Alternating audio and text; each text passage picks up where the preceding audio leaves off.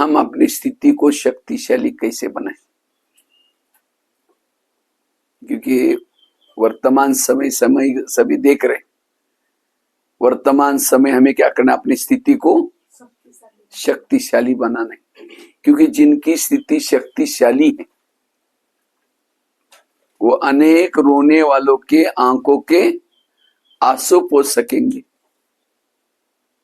जिनकी स्थिति शक्तिशाली है वो वायुमंडल को पावरफुल बना सकेंगे। जिनकी स्थिति शक्तिशाली है उनको अतीन्द्रिय सुख का अनुभव होगा। जिन्होंने अपनी स्थिति को शक्तिशाली बनाया उनके सामने भविष्य में अनेक भक्तों की लाइन लगेगी। संगम युग में अनेक लोगों की लाइन लगेगी, लेकिन उनके मंदिरों में भी लाइन लगेगी, क्योंकि अनेक लोगों के समस्याओं का समाधान कर सकेंगे। जो खुद रो रहे हैं वो रोने वालों की आंखों के आंसू क्या पूछेगा। इसीलिए अपनी स्थिति को कैसे बनाना है, शक्तिशाली। जिनकी स्थिति शक्तिशाली है उनका पद ऊंचा होगा। लेकिन हमारी स्थिति कभी कभी बिगड़ती है, कमजोर हो जाते हैं। उसके कारण क्या है और उसका निवारण क्या है, उसके बारे में चर्चा करें। हमारी स्थिति बिगड़ने का पहला कारण है देहभान। स्थिति कमजोर बनने का कारण है देहभान। अगर मुझे स्थिति को शक्तिशाली बनाना है तो पहले क्या करना है, आत्म अभिमानी बनने का पुरुषार्थ करना है। मुझे लगता है हर मुरली में बाबा क्या बोलते हैं, बच्चे आत्मा समझो, बच्चे आत्म अभिमानी बनो। ये क्यों बोलता है, क्योंकि जो आत्म अभिमानी स्थिति में रहता है वो शक्तिशाली है। क्योंकि देहभान में आने से क्या होता है, विकार आ जाते हैं, काम क्रोध आ जाते हैं। और जिसके अंदर काम क्रोध आया उसकी स्थिति क्या हो जाती है, कमजोर बन जाते हैं। काम क्रोध आने से हम हार जाते हैं। जो हार गया वो कमजोर बन गया। इसीलिए मुझे क्या करना है, सदा आत्म अभिमानी बनना है। जैसे जिस घर में भूत रहता है, और भूत क्यों रहता है, भूत क्यों रहते, पहले जमाने में गांव गांव में भूत रहते थे, लेकिन आजकल शायद भूतों का नाम निशान खत्म हो गया। क्यों, सभी तरफ लाइट हो गई। लाइट, जहां लाइट है वहां भूत नहीं रहता। इसलिए शाम के समय जैसे अंधेरा होना शुरू हो जाता है तुरंत क्या लगाते हैं, लाइट लगाते। अब जिस घर में कोई कई सालों से रहता ही नहीं है, लाइट बंद है, फिर क्या होता है, एक भूत आएगा, दूसरा आएगा, तीसरा आएगा, और वो बंगला क्या बन जाता है, भूत बंगला बन जाता है। इसी तरह दोपहर के बाद क्या हो गया, हमारी शरीर की आत्मा की लाइट थोड़ा कम होती गई, डीम होती गई। डीम होते होते होते काम का भूत आया, क्रोध का भूत आया, लोभ का, और अब हर शरीर क्या बना हुआ है, भूत बंगला बना हुआ। अब इन भूतों को भगाना है तो क्या करना है, लाइट जला कर रख दो। अब लाइट तो जला ही नहीं, आत्मा का पुरुषार्थ किया ही नहीं, और भूतों को भगाने की कोशिश करे, भूत कैसे जागे।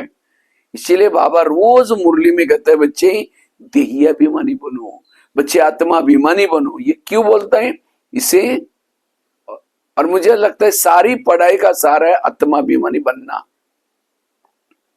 परम धाम से शिव बाबा क्यों आए हैं, क्यों आए हैं, हमें आत्म अभिमानी बनाने के लिए आए। हम सतयुग में थे, क्यों थे, क्योंकि उस समय आत्म अभिमानी थे। तो ये सतयुग का कलयुग कैसे बना, देहभान में आने से, अपने आप को भूलने से। अब कलयुग का सतयुग कब बनेगा, जब हम आत्म अभिमानी बनेंगे। आत्म अभिमानी बनने से हमारे अंदर देवताओं के संस्कार और देवताओं की संस्कृति आ जाती। इसलिए अगर मुझे स्थिति को शक्तिशाली बनाना है, विकारों से बचना है, तो ये आत्म अभिमानी का कवच पहन के रखना है। सीता के सामने जब रावण आता है तो क्या करते, तुरंत तिल्ली जला करके, माची जला करके ऐसी करके रखती। देखा हो ना रामायण, जब ये ऐसी जब तिल्ली है तो रावण उसको टच भी नहीं करता। इसी तरह हमें भी क्या करना है, रोज ये आत्म अभिमानी की तिल्ली जला कर रखनी। और जहां आत्म अभिमानी स्थिति है वहां रावण सबसे बड़ा विकार है देहभान। माया क्या करते, देह भान में लाते हैं, और देह भान में आने से क्या होता है, सारे विकार अवस्था बिगड़ जाती है। राम रावण का युद्ध चलता है, राम रावण का एक सिर काटता है, सिर तो कट जाता है, दोबारा जुड़ जाता है, फिर काटता है, फिर जुड़ जाता है। विभीषण आकर के उनके कान में एक बात सुनाता है, ये ऐसा नहीं मरेगा, उसके नाभि में तीर लगाओ। और जब नाभि में तीर लगा, रावण क्या हो गया, मर गया। तो इसी तरह आज हम भी रावण को मारने में लगे, कोई 2 साल से, कोई 4 साल से, कोई 10 साल से। हम कभी काम का गाला काटते हैं, कट जाता है, दोबारा फिर जुड़ जाता है, फिर काटते हैं, फिर जुड़। क्यों? हमने उसके नाभि में तीर नहीं लगाया। नाभि है देह भान। इसलिए अगर मुझे स्थिति को शक्तिशाली बनाना है, ये पुरुषार्थ करना है आत्म अभिमानी बनने का। देह भान में आने से हमारे इर्द गिर्द में आसुरी अवगुण और आसुरी शक्ति आती है, और आत्म अभिमानी बनने से हमारे इर्द गिर्द में दैवी गुण और दैवी शक्ति। कई कहते मुझे सहन ही नहीं होता। सहन करने का पुरुषार्थ नहीं है। जैसे बीज बोया ही नहीं, पानी डाला ही नहीं, तो वृक्ष आएगा नहीं। अब जब वृक्ष ही नहीं होगा तो उसको फल भी नहीं लगेगा। इसी तरह मैंने आत्म अभिमानी का बीज बोया ही नहीं, स्मृति का पानी दिया ही नहीं, तो मेरे जीवन में ये गुण रूपी फल कहां से लगेंगे? गुण है फल, फलों का पुरुषार्थ नहीं किया जाता है, बीज बोने का, पानी देने का पुरुषार्थ करना है। इसीलिए बार बार बाबा कहते हैं आत्मा का पाठ पक्का करो। आत्म अभिमानी स्थिति वाला ही शक्तिशाली है, वो निरंतर युगी है। तो स्थिति बिगड़ने का कारण, कमजोर करने होने का कारण देहभान।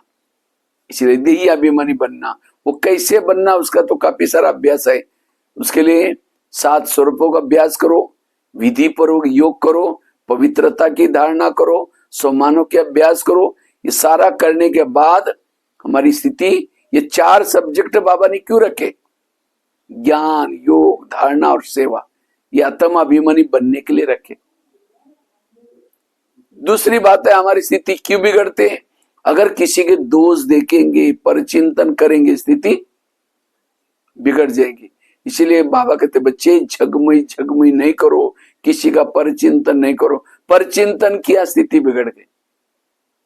क्यों? परचिंतन और स्थिति का क्या संबंध है? अब समझे किसी के घर में जाओ, उनके बच्चे भी बैठे, बाप भी बैठा है, बच्चों को कह के बच्चा ठीक नहीं, नालायक है, ऐसा है वैसा है, बच्चे की बुराई कर रहा है, और बाप सामने बैठा है।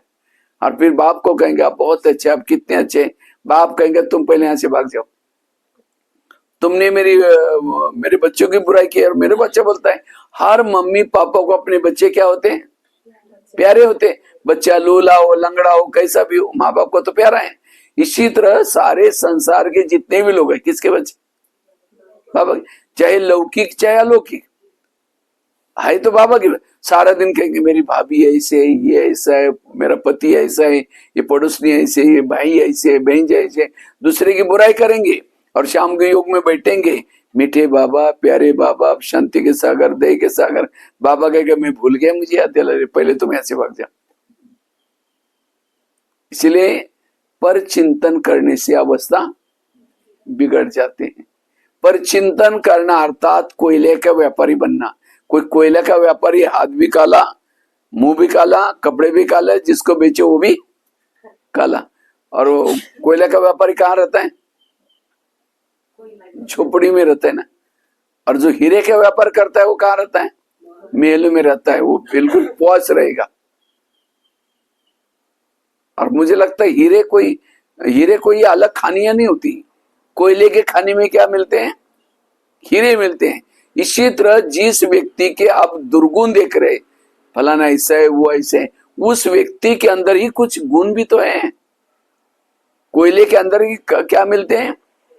इसलिए हीरे के व्यापारी बनो। उस व्यक्ति के अंदर की कोई अच्छाई देकर के औरों को सुनाओ, उसका भी भला, आपका भी भला। इसलिए हमें पर चिंतन कभी भी नहीं करने। अवगुण कई कहते हम करते नहीं, लेकिन कोई आकर के सुनाता तो क्या कर, क्यों सुनाता? हम सिर हिलाते, अच्छा और क्या हुआ? वो उठकी भी जा रहे, बैठो ना, चाय पानी पी, है ना, और क्या हुआ? जब ऐसी हम जगमई बातें करते हैं तो यो हमारी स्थिति, ना बाबा प्यार करेगा, इतना ही नहीं, ज्ञान भी हमारे दिमाग में नहीं बैठेगा, मनन चिंतन नहीं चलेगा। कहीं को जब शाम को पूछेंगे आज की मुरली क्या थी, बड़ी अच्छी थी, एक पॉइंट तो बताओ, बहुत अच्छा था, क्या था, एक शब्द भी याद नहीं। क्यों? पर चिंतन करने की आदत है। सरस्वती कहाँ बैठते हैं? हंस के ऊपर बैठते थे, हंस के ऊपर। हंस अर्थात अंदर बाहर सोच। तो कहीं तो क्या करेंगे, पीछे से किसी की बुराई करेंगे और अचानक वो आए तो क्या कहेंगे, ओम शांति, अभी हम आपको याद कर रहे थे।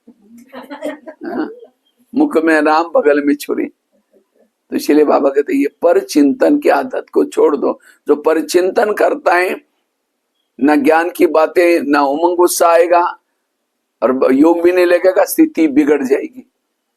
पर चिंतन से बचना। तीसरी बात है, हमारी स्थिति कमजोर क्यों बन जाते हैं, क्यों बिगड़ते हैं? श्रीमत का उल्लंघन करने से स्थिति बिगड़ती। जैसे कोई भी बच्चों को मम्मी प्यार करते, कब करते? वो बच्चों को डायरेक्शन देगी, देखो बेटा कपड़े गंदे नहीं करना, पढ़ना, लड़ना नहीं, झगड़ना नहीं, सवेरे जल्दी उठाएगी, ये बातें बताई। और बच्चा जाता है बाहर, जा करके लड़ाई करता है, झगड़ा करता है, कपड़े फाड़ के शाम को जब आएगा मम्मी मम्मी करते आता है, तो मम्मी किचन से देखे कि मैंने तो उसको कहा, वो किया नहीं किया, तुम चिल्लाते मैं आई थी। अच्छा जाएगी जब 2 थप्पड़ लगा देगी, मैंने तुमको कितना अच्छा कहा, तुम गंदा हो क्या है। अगर वही बच्चा माने जाओ कहा क्या वो करके आता, तो आते ही प्यार करेगी, खिलाएगी, गोदी में बिठाएगी।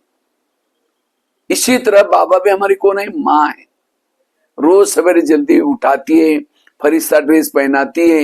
ये मुरली क्या है? मेरे मम्मी का कहना, फूल बनकर रहना, कांटा नहीं चुभाना, ये नहीं, कितनी बातें बताई मम्मी ने।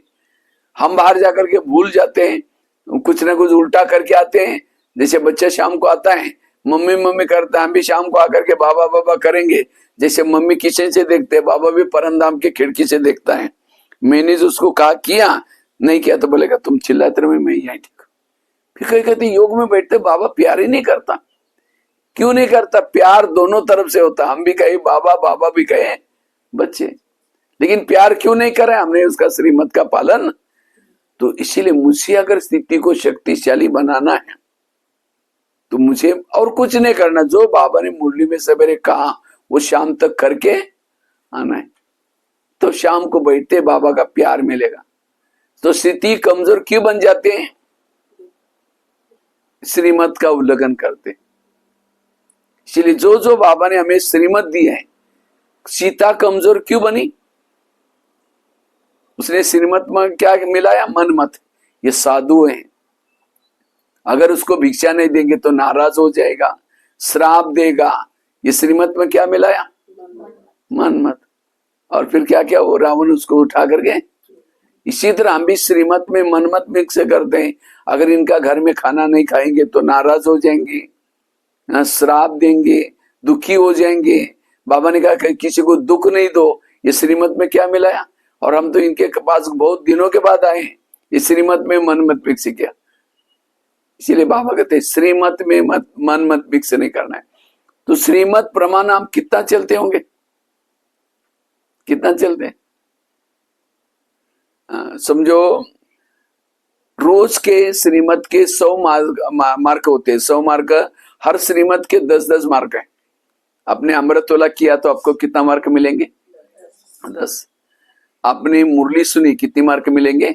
10। भोजन शुद्ध का है तो कितने मार्क मिलेंगे? 10। पवित्रता के लिए केवल 20 मार्क है। पवित्रता मनसा वाचा कर्मणा। तो टोटल 100 में से आपको सारा दिन में कितना मार्क मिलते होंगे? कितने मिलते होंगे? 100 के 100 मिलते हैं या 80, 90, 60? कितना मिलते हैं बताओ? हर एक का अलग अलग कितना मिलता है? 70। अच्छा, और आपको लोग 50 और 70। अच्छा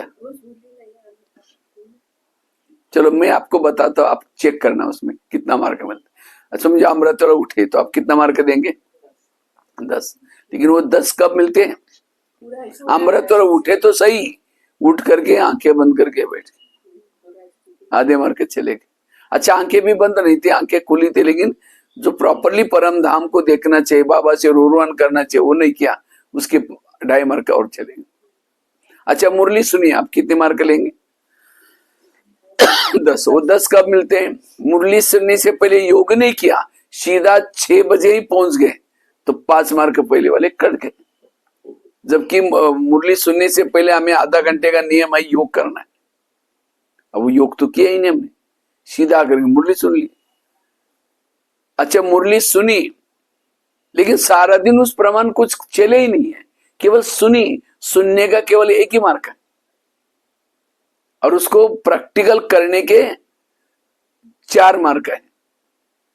तो कितना मार्क मिला हमको? एक ही मिला है। उसे पहले योग नहीं किया, 5 मार्क गए। फिर वो किया ही नहीं, केवल सुना, एक ही मार्क मिला। और हम अपने को कितना मार्क देते हैं? 10। ये है ज्ञान की गहराई। तो उस अनुसार देखो, हाँ बैच ने पहना 5 मार्क चला गया, यूनिफॉर्म में नहीं आया उसके भी 5 गए, 10 हुए, 10 चले। ऊपर सबके कंफर्ट लगा हुआ, जो करता है समझो भोजन खाया, बाहर का नहीं बनाया था, खुद बना के क्या आया, लेकिन बातें करते खाया, 5 मार्क वहां भी। इतनी सूक्ष्म, बहुत सूक्ष्म है ज्ञान। चुहा को मिली हल्दी की काटी, कहता मैं क्या बन गया? पंसारी बन गया। इसलिए हर श्रीमत विधि पूर्वक चलना। जैसे हिंदी में किसी ने लिख दिया, मैं शांति सागर की संतान हूं, लेकिन शांति की मात्रा क्या कर दिया? पीछे वाली मार दी, पीछे वाली। तो हिंदी में पढ़ने वाला क्या कहेगा? ये रॉन्ग है, ग्रामेटिकल मिस्टेक। मात्रा कौन सी चाहिए? सामने वाली चाहिए। इसी तरह मैंने अमृतवेला का कर्म किया, लेकिन विधि पूर्वक नहीं किया, यह एक ग्रामेटिकल मिस्टेक। इसीलिए एक एक कर्म, और इस आधार से ऊपर नंबर जो बनते हैं, इस आधार से बनते हैं। इसीलिए श्रीमत का पालन करने से स्थिति शक्ति। बाबा कहता है माया मेरी बेटी है और तुम मेरे बच्चे हो। तो हमारा और माया का रिश्ता क्या हो गया फिर? बाबा की बेटी है माया और हम बाबा के है बच्चे, तो हमारा और माया का क्या रिश्ता? भाई बहन। लेकिन कोई कोई बहन भाई को थप्पड़ में मारते कभी, कब? जब वो बाप का कहना नहीं मानता तो बहन क्या करते हैं? थप्पड़। इसी तरह माया भी हमको थप्पड़ कब लगाती है? जब हम श्रीमत का उल्लंघन करते, 3-4 दिन अमृतवेला करेंगे नहीं, कुछ ना कुछ गड़बड़ करेंगे, श्रीमत का उल्लंघन करके माया भाई थप्पड़ मारते। तो माया हमारे कोई, अगर रोज हम श्रीमत प्रमाण चलेंगे तो माया टाली बजाता, वाह मेरा भैया कितना अच्छे कमाई कर रहे, रोज मुरली सुन रहे हैं, अमृतवेला उठ रहे हो, तो टाली बजाती। तो स्थिति कमजोर बनने का कारण है श्रीमत। इसलिए मुझे श्रीमत प्रमाण चलना है, अपने आप मेरे अंदर बदलाव है, जो बाबा ने वो करना। तो कितनी बातें हो गई?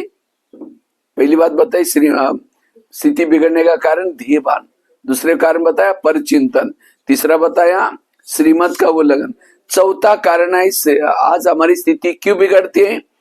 स्थिति मेरी ना बिगड़े इसके लिए हमें संकल्प सदा पॉजिटिव रखना है, संकल्प सदा सकारात्मक रखना है।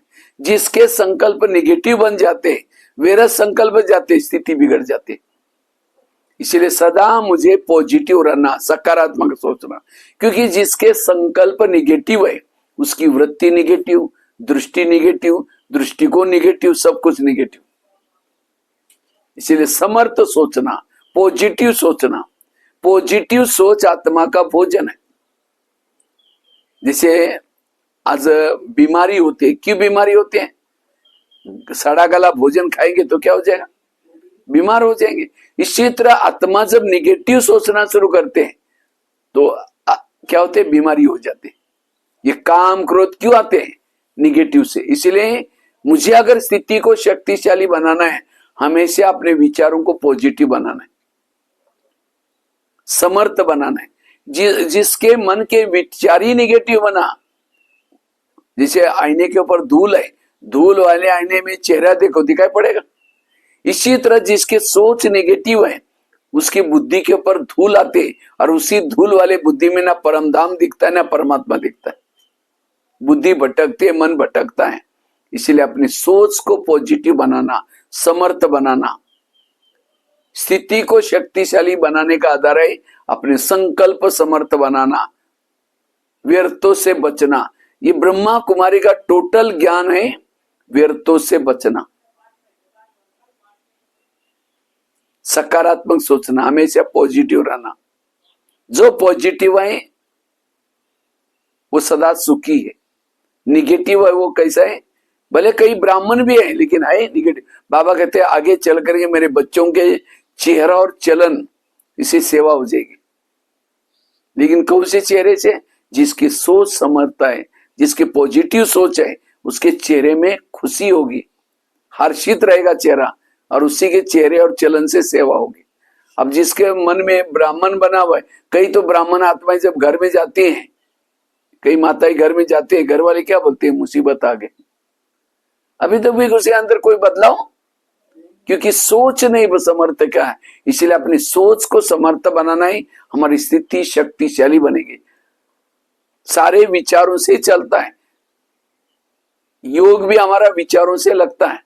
अगर विचार ही निगेटिव है, लाल लाइट चल रहा है, गीत बज रहा है, शुरू करके मैं आत्मा हूं, शांत स्वरूप हूं, शक्ति, फिर कह के मेरे को क्यों बोला, फिर कह के छोड़ो कोई बात नहीं, मैं आत्मा हूं, शांत स्वरूप, फिर कह के 15 दिन पहले भी तो बोला था, फिर कह के ठीक है मैं आत्मा हूं शांत, फिर कह के सबके बीच भी क्यों बोला? चलो बोलना तो अकेले बोलना चाहिए, कहाँ योग लगे। इसलिए अपने विचारों को पॉजिटिव बनाना, संकल्पों को समर्थ बनाना। इस साल में बाबा की कितनी मुरलियां चली मधुबन में। बच्चे समस्याओं का समाधान करो, कारणों का निवारण करो,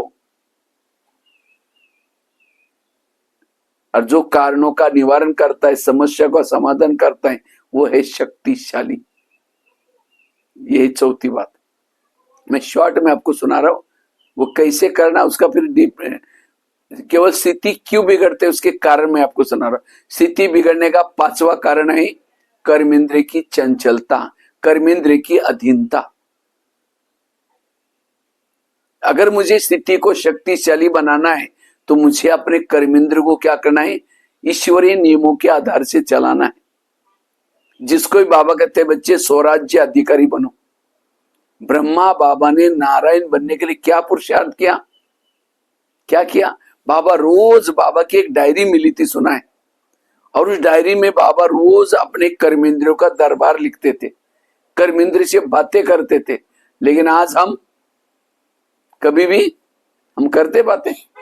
अंधेरी नगरी, चौपट राजा, टकेचर बाजी, टकेचर खाजा। इस नगरी का राजा सोया, इसके अंदर जोचे हो रहे, आंखें जोचे देख रहे, कान जोचे। हमारी स्थिति बिगड़ने का कारण क्या है? कानों ने गलत सुन लिया, मुख ने गलत बोल दिया, आंखों ने गलत, स्थिति बिगड़ गई। इसीलिए हर कर्मेंद्रिय को श्रीमत प्रमाण चलाना। जिसको बाबा कहते बच्चे चैरिटी बिगैन्स एट होम, तुम अपने घर को सुधारो। घर मतलब लौकिक घर नहीं।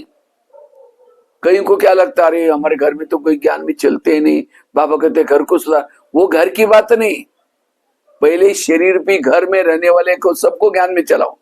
तो क्या हमारी कान ज्ञान में चलते हैं, आंखें ज्ञान में चलती हैं, मुंह ज्ञान में चलता है? अगर आंखें ज्ञान में चलती, मोबाइल देखते उस समय बंद नहीं होती, टक टक करते रात को 12 बजे 1 बजे भी देखती रहते। लेकिन जैसे योग में बैठेंगे आंखें बंद हो गई, इसका मतलब आंखें ज्ञान में नहीं चल रहे। इन 7 दिन का कोर्स है कर्मेंद्र का करो, सारे गीता का सारा। ये अर्जुन, तुम अपने घोड़े के लगाम अपने हाथ में रखो, अर्थात हे मानव तुम अपने इंद्रियों को अपने वश में रखो। ये इंद्रिया की अधीनता ही हमारी स्थिति को बिगाड़ते। आज दुनिया में मर्डर हो रहे, सुसाइड केसेस उठती जा रहे, नशा कर रहे, क्यों कर रहे? क्योंकि उन लोगों की इंद्रिया वश में थप्पड़ मारी किसने? हाथ ने। लेकिन ऑर्डर कहां से मिली?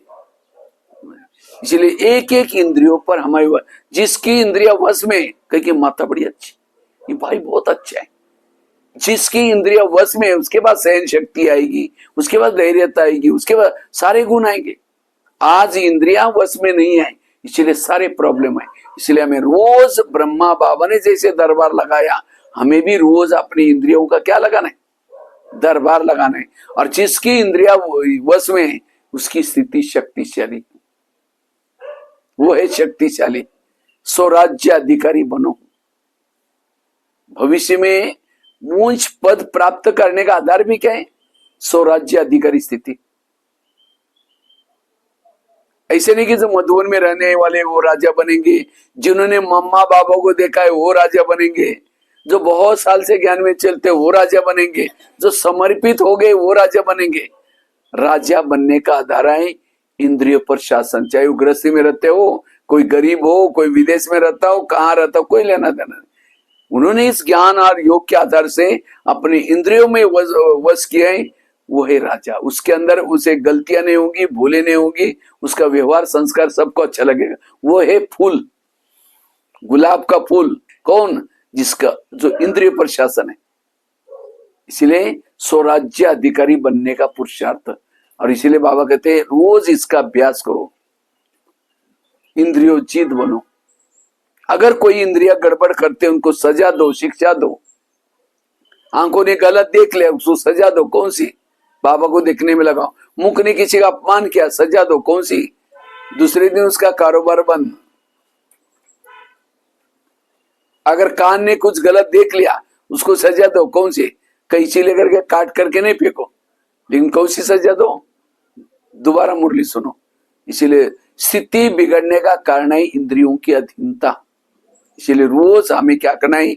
एक एक इंद्रियों से बातें करनी है, उनको समझाना है। जैसे प्रधानमंत्री दिल्ली में शांति कब रहेंगे? जब उसके पार्टी के सारे लोग अपनी काम अच्छा करते हैं। इसी तरह आज हम आत्मा शांति में कब बैठेंगे? जब हर इंद्रिय अपने अपने ड्यूटी एक्यूरेट करते हैं। इसीलिए रोज इसका हमें अभ्यास करना है। कितनी बात हो गई? 5। और लास्ट की एक बात सुना करके मैं पूरा करता हूं। आज हमारी स्थिति बिगड़ने का कारण है, पहला कारण कौन सा बताया? देह बान में आने से स्थिति बिगड़ती है। दूसरा कारण बताया परिचिंतन करने से स्थिति बिगड़ती है। तीसरा कारण बताया श्रीमत का उल्लंघन करने से स्थिति बिगड़ती है। चौथा कारण बताया सकारात्मक न सोचने से, निगेटिव सोचने से स्थिति बिगड़ती है। इसीलिए हमें सकारात्मक रहना है। और पांचवा कौन सा बताया? कर्मेंद्रिय के अधीन होने से स्थिति बिगड़ती है। छठा कारण है आज हमारी स्थिति बिगड़ने का कारण है जब हम योग युक्त नहीं होते, योग का अभ्यास नहीं करते, स्थिति बिगड़ती। इसीलिए रोज के मुरली में बाबा कहते बच्चे योग लगाओ, योग लगाओ। जितना योग में रहेंगे उतना, और वो योग भी हमारा कैसा चाहिए? यथार्थ योग चाहिए। कैसा योग चाहिए? यथार्थ। जैसे आजकल मोबाइल को चार्ज करते, कैसे करते हैं? प्लग के पास लाकर रखते हैं, दोनों तारे डालते हैं, स्विच चालू करते हैं, तो मोबाइल क्या होता है? चार्ज हो जाता है। इसी तरह हमें भी क्या करना है? विधि से योग लगाना है। और जितना विधि से योग लगाएंगे हमारी स्थिति पावरफुल बन जाएगी। क्योंकि योग से हमें अतीन्द्रिय सुख मिलता है। अब जिसको अतीन्द्रिय आत्मा को सुख चाहिए, चाहे विकारों से सुख दो, वो भी सुख मिलता है, लेकिन उस सुख में होने से वो अतीन्द्रिय सुख में नहीं मिलता। जैसे कोई जिलेबी खाता है, उसको मुरमुरा दो, वो कहेगा नहीं नहीं इतनी अच्छी चीज का है, मुरमुरा नहीं चाहिए। इसी तरह जितना हम योग लगाएंगे, योग की अनुभूति करेंगे, उतना आत्मा इन विकारों के प्रति नफरत आएगी, घृणा आएगी, कभी भी विकारों के वश नहीं होंगे। इसलिए हमें रोज क्या करना है? योग का चार्ट करीबन 2-3 घंटा योग, कर्म योग करना है।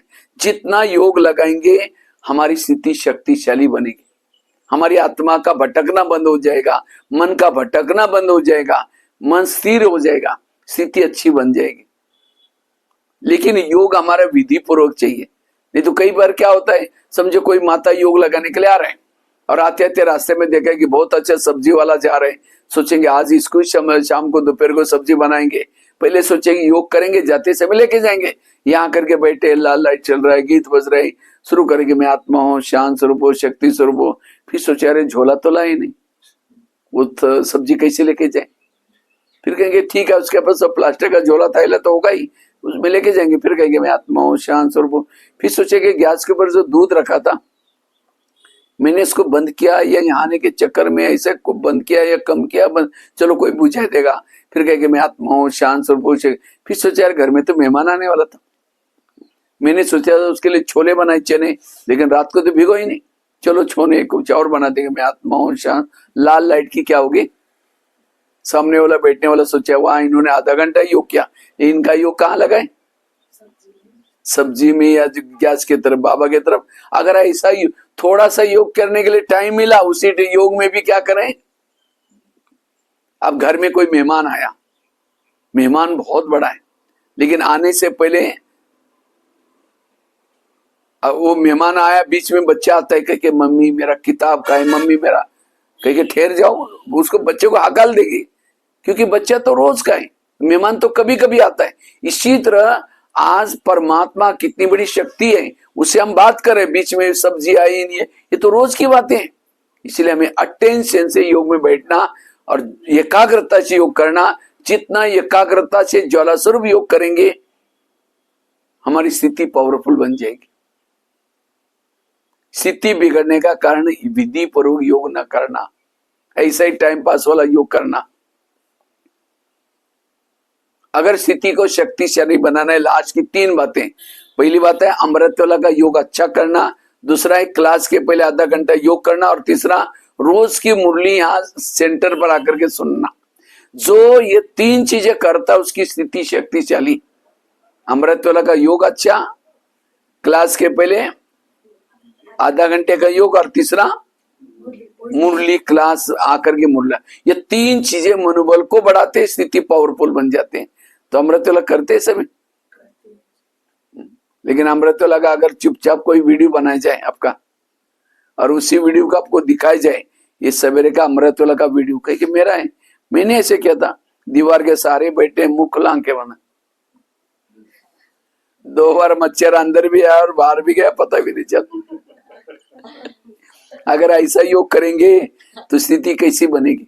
जैसे कोई मेहमान को घर में बुलाओ, मेहमान आने से पहले कुंडी लगा करके सो जाओ, वो बेल बजा रहे, घंटी बजा रहे, दरवाजे नहीं खोलो, अब उनको कैसा लगेगा, ये कैसे लोग हैं, इन्होंने मुझे बुलाया, दरवाजे बंद किया, वो चला जाएगा। फिर फोन करके क्या बता पाए नहीं, क्योंकि मैं आया था, बेल बजाई थी, घंटी बजे, दरवाजे नहीं खोला, मैं चला गया, नहीं दोबारा वो जरूर काम आए, फिर आया, फिर कुंडी बंद कर दी, फिर दोबारा फोन करो, कहेगा कभी नहीं आऊंगा, मैं दोबारा आया, फिर भी आपका दरवाजा बंद था। इसी तरह हम अमृतवेला उठेंगे और बाबा को पुकारेंगे, मीठे बाबा, प्यारे बाबा, आ जाओ, हम आपसे बातें करनी है। दरवाजे खिड़की बंद, तेरे द्वार, और कहीं गया नहीं, अंदर ही बैठा है। अगर गया तो लोग उठा के लेके जाते, अंदर ही है खिड़कियां। इसलिए आंखें खोल करके बैठ, और केवल खोल के भी नहीं, समझो मेहमान को घर में बुला और उसके चेहरे की तरफ देखते रहो, वो कह के फोन क्यों किया था। इसी तरह हम भी क्या करते, बाबा को देखते रहते फोटो के तरफ, फिर घड़ी में देखे, अच्छा और 15 मिनट देखना। इसलिए बाबा से रूरान करना, बातें करना, बाबा आपने मुझे कितने उपकार किए हैं, बाबा ने मुझे आपने क्या क्या दिया। लेकिन हम क्या करते, घड़ी की तरफ देखते रहेंगे, फोटो की तरफ देखते तो। इसलिए बाबा से जितनी बातें करेंगे उतनी हमारी स्थिति पावरफुल बन जाएगी। इसलिए अमृतवेला के ऊपर सारा मदार है, अमृतवेला में अच्छी तरह करना। दूसरा, क्लास के पहले आधा घंटे का योग। जैसे आजकल खेती का काम जानते हैं ना, खेती में धान डालने से पहले हल नहीं चलाया, सीधा बीज डाल के आ जाओ, उगेगा वो। इसी तरह पहले क्या करते, हल चला करके जमीन को तैयार करते, बाद में बोते हैं ना। इसी तरह हमें भी ज्ञान का बीज दिमाग में डालना है, पहले हल चला करके बुद्धि को तैयार करना है। लेकिन हम क्लास के पहले योग करते नहीं। अब योग नहीं करेंगे, शाम को पूछेंगे आज की मुरली क्या थी, बहुत अच्छी थी, एक पॉइंट तो बताओ, बहुत अच्छा, दिमाग से खिसक गया, क्योंकि क्लास के पहले योग नहीं किया। इसीलिए अगर स्थिति को अच्छी बनानी है, क्लास के पहले आधा घंटे का योग, और साथ में तीसरी बात है मुरली कहाँ सुननी है, क्लास में। आजकल कहीं को ऑनलाइन में सुनने की माया लगी है, जो मुरली ऑनलाइन से सुनेंगे उनकी पूजा भी ऑनलाइन से हो जाएगी आजकल। इसलिए रोज हमें ये 3 चीजें करनी है परफेक्ट, जिनके अमृतवेला का योग करके, मुरली यहाँ क्लास के पहले आधा घंटा योग किया और मुरली यहाँ सुनी, 3 चीजों से मनोबल बढ़ता है, और जिसका मनोबल शक्तिशाली है उसका अवस्था भी शक्तिशाली। इसलिए हमें रोज ये 3 चीजें करनी, ठीक है। तो ये 7 बातों को, अगर 7 बातें मैंने सुनाई, पहली बात बताई, देह भान में आने से स्थिति बिगड़ती, तो देही अभिमानी बनना। दूसरी बात बताइए, परचिंतन करने से स्थिति बिगड़ते हैं, पर चिंतन से मुक्त बनना।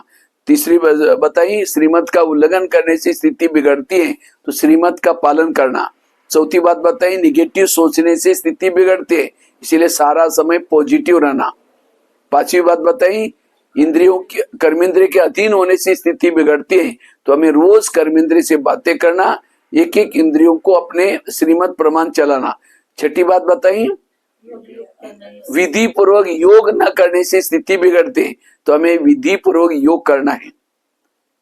और सातवीं बात बताइए, स्थिति बिगड़ने का कारण है अमृतोला ठीक न करना, क्लास के पहले योग न करना, और तीसरा मुरली ठीक है। ये तीन चीजें अगर हम परफेक्ट करते हैं तो भी हमारी स्थिति पावरफुल बन जाते हैं। तो स्थिति को शक्तिशाली बनाने के लिए ये 7 बातों की धारणा करनी है। ठीक है। ओम शांति।